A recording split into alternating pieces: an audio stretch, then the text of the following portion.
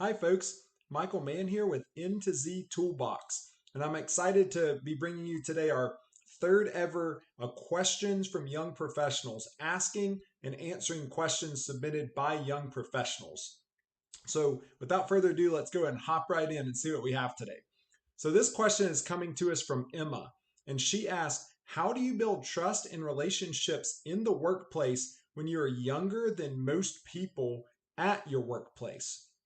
This is a great question because something that I feel like I've been hearing more and more increasingly lately from young professionals is this idea of having some kind of imposter syndrome in the workplace. And this, of course, can be around their role or the tasks they have, but also just around the interpersonal relationships and interactions that they have going on in the workplace. I met with someone about 6 months ago, and he said something I thought was really profound. And it was that on your first day in a job, you're expected to act and function like a 20-year vet or 20-year professional. And so I feel like young professionals often feel that pressure.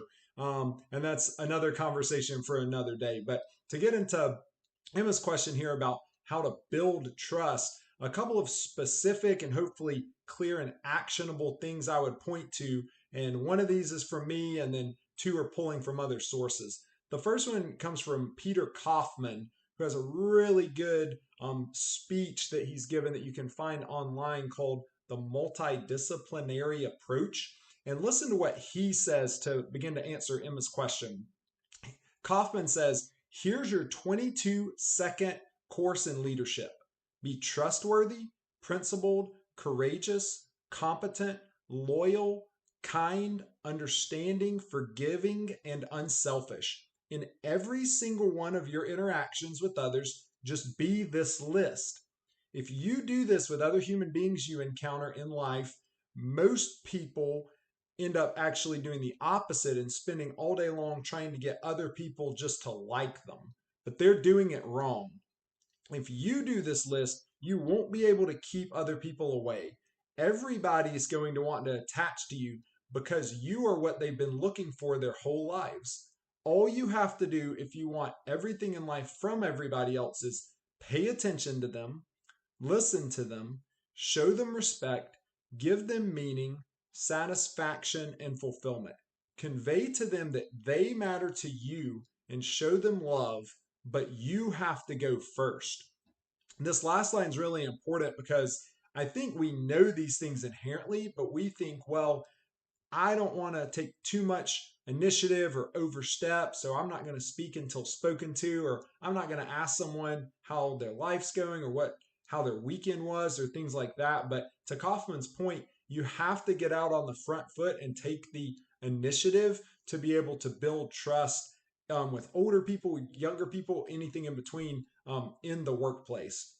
As he listed out, every single person every day is looking for and yearning for other people to pay attention to them, to care, to love for them, and to make them feel valued and important. And some people go days or weeks or even longer than that and never receive an encouraging word or an attaboy or a pat on the back. And so if you walk in and thank them for their hard work or acknowledge that they're important, then it's going to go a really long way in building trust. Again, just think about, how do I want to be treated and when do I feel appreciated by the people around me? And then take those same things and turn and do them towards and to other people.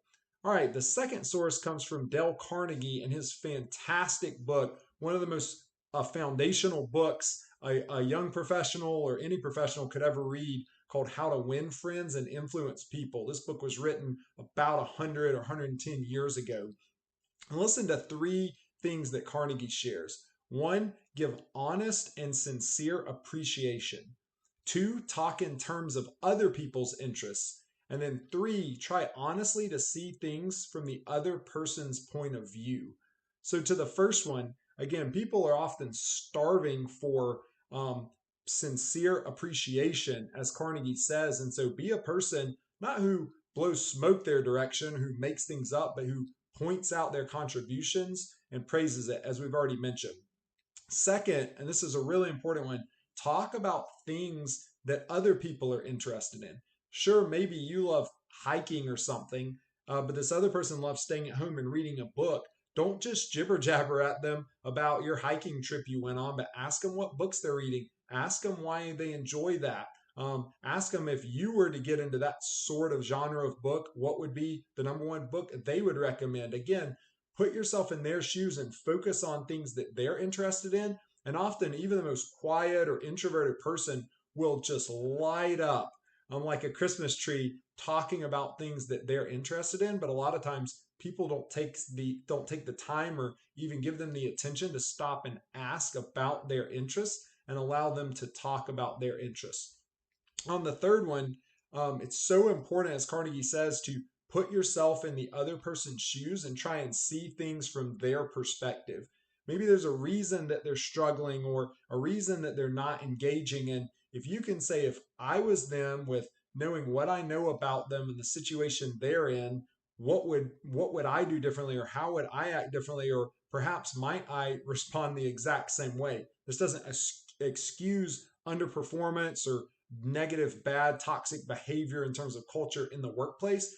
But if we can understand things from other people's point of view, it can be really important in building trust. And I've heard it said before, a great way to build trust with those who are not around is how you speak about those people who are not around to the people who are around, right? And so when we talk negatively about other people, the people listening are going, hey, how does this person talk and think about me when I'm not around, right? And so it's a great way to build trust with people. And again, when we see things from their perspective and even verbalize that to people, hey, man, I don't like that he responded that way, but I do have to grant that I understand why he's frustrated.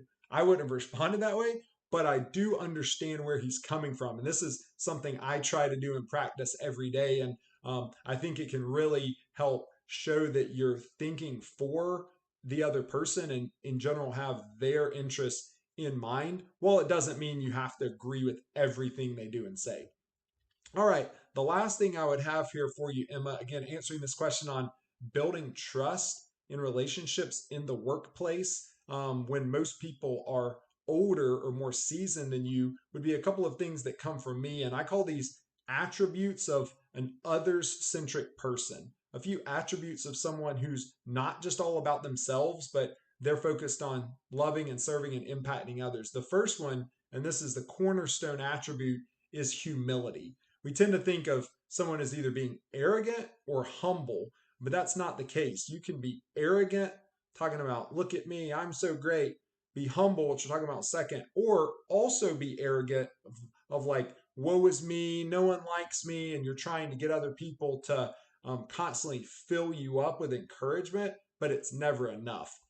Humility doesn't mean thinking too low or definitely not too highly about yourself, but it means, according to author Pat Lencioni, thinking less often about yourself, of going, not I'm tired and I'm hungry and I don't like her and I don't want to do this, but going, ooh, how can I help him? There's someone who needs attentiveness. Ooh, I can get right on this project to help a teammate out. I'm kind of hungry. Oh, how can I? You see what I'm saying? You're focused outward, not inward, and you're thinking less often about yourself. Anything that you do or take part in will be more effective if you display humility, because humility allows you to learn, to grow, to admit to and learn from mistakes, but also to, again, serve and impact people around you.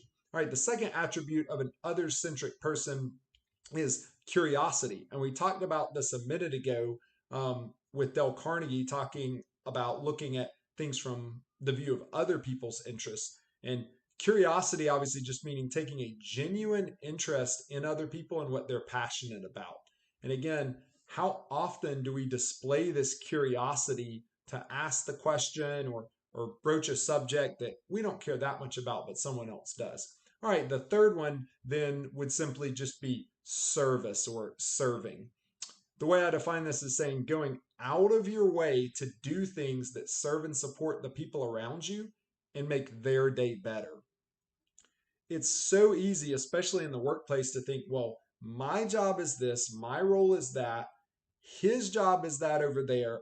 I'm going to stay in my lane. He's going to stay in his. You have to be careful not to overstep and be taking people's work from them, which of course would make them feel threatened. But find simple ways to serve other people. A few of my favorite ones around the restaurant workplace that I lead and manage in is just to hold the door open for someone or to help pick something up that someone's moving. If they're moving 3 boxes of something, say, "Hi, I'll grab one of those for you," and just grab it. And people are like, "Man, I didn't expect you to stop what you're doing and go out of your way to help me do my job." And so you're not doing this to be manipulative, but just to try and impact and help them on their day. And you want them to go, "Man, it was a pretty good day, and it was a little bit better because that guy or that girl was here and did X, Y, or Z to serve and support me."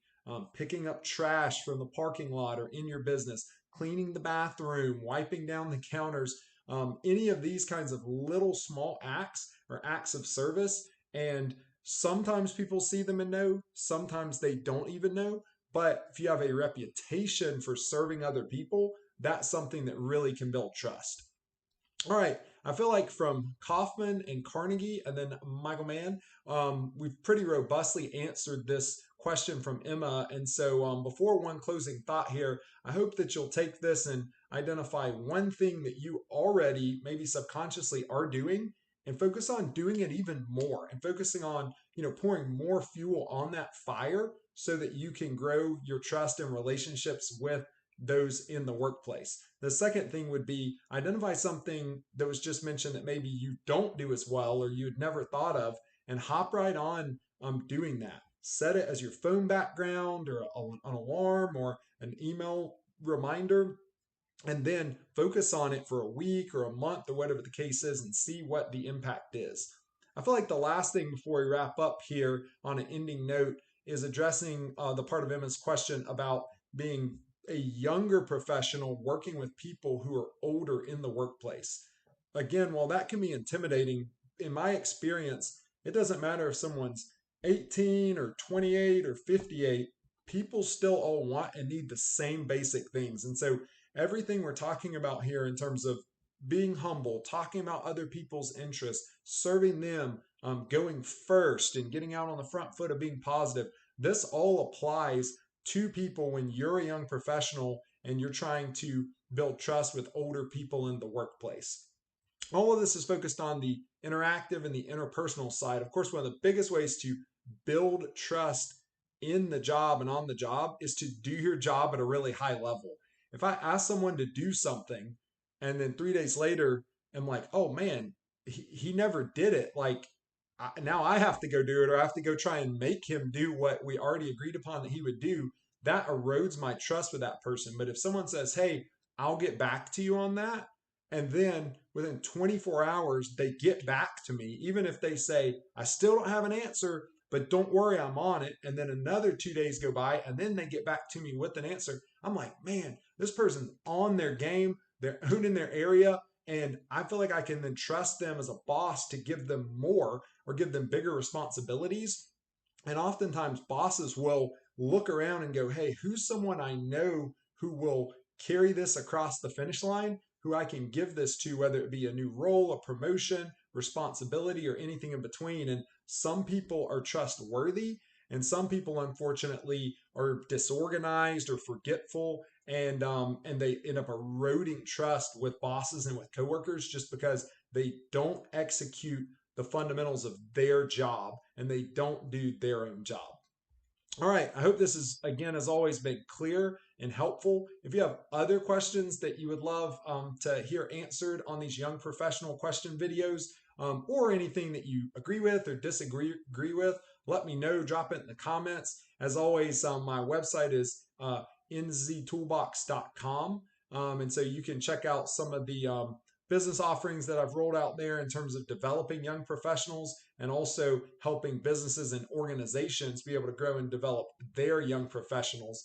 This isn't just something I'm doing because I'm bored or something I'm doing to try and make money, but there's such a huge need and opportunity here for young professionals to grow and to expedite the process a little bit. And a lot of it just gets into having simple, actionable, usable tools that then can help attack the career building or the day or anything in between. So, alrighty, well, that's all we have for today. I hope you'll subscribe and like if this has been helpful to you, and then be on the lookout for future videos. Got blogs coming out on my website and just future content. And again, all in an effort to help make your job, either as a leader, leading young professionals, or as a young professional, your life, just even that little tiniest bit better so that you can know and learn some of the lessons that I've learned over the years or wish that I knew when I was 24, 28, that kind of thing. So thanks, and I hope you have a blessed and productive day today. See you soon.